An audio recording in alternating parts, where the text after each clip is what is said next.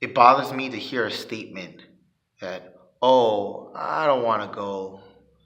I don't want to go to this series because I've already heard all of that before. I've already heard about the story of Jesus. I already know the story of Jesus.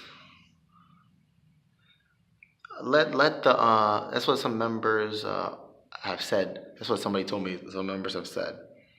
Uh, I've already heard it before. I've Just let the kids go. That type of stuff irks me.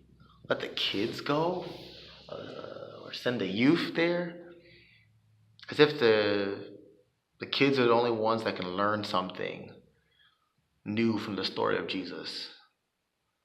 Uh, like you've read the Bible enough, you've read the Gospels enough that you don't need to read it again. That's sad. I feel like they probably never really read it. If that's the mentality. Um, or maybe they just glossed over it. Because it's kind of like in today's chapter, Mark chapter 10. Jesus, for the third time, told the disciples, I'm going to die. I'm going to resurrect. And yet it still didn't click in their mind. They couldn't. It's like Jesus was saying it, but it wasn't registering. It's possible that we can go to church and we can read the Gospels. We could read Matthew, then we could read Mark, then we can read the rest of it, Luke and John, and yet the story will not penetrate our hearts and minds. It's possible to be in church for several years and you can hear even the same sermons and yet not learn something.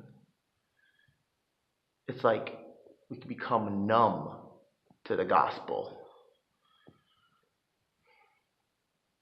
I truly think that many people in church have not read the gospel. That people have not digested the gospel. Maybe you read it, but you just kind of breezed over it. But if you really read the gospels, I feel like if you read it for real, it would make such a difference in your life. But then again, the gospel will either transform us or harden us.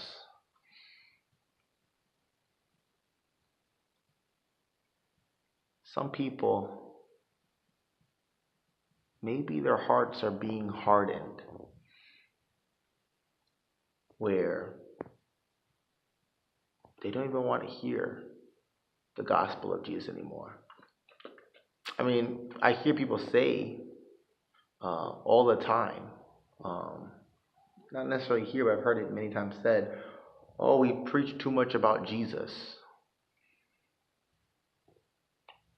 We do realize that's what the early church did. They would preach Jesus. They would preach Jesus.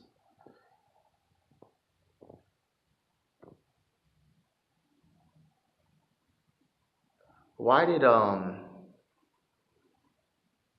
it say in the Desire of Ages to spend a thoughtful hour each day on the life of Christ?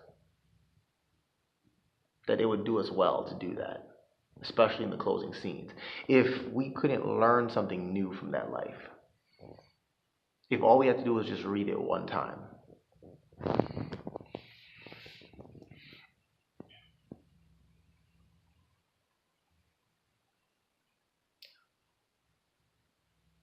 Perhaps the reason why God is not transforming some lives is because we're not allowing Him to. I was thinking about it today about how Jesus was able to go into a town, and he was only able to do just a few miracles, or they would beg him to leave.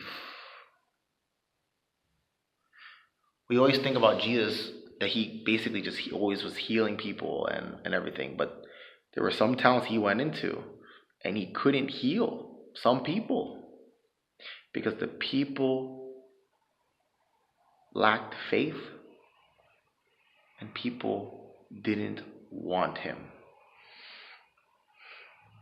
How can God heal a church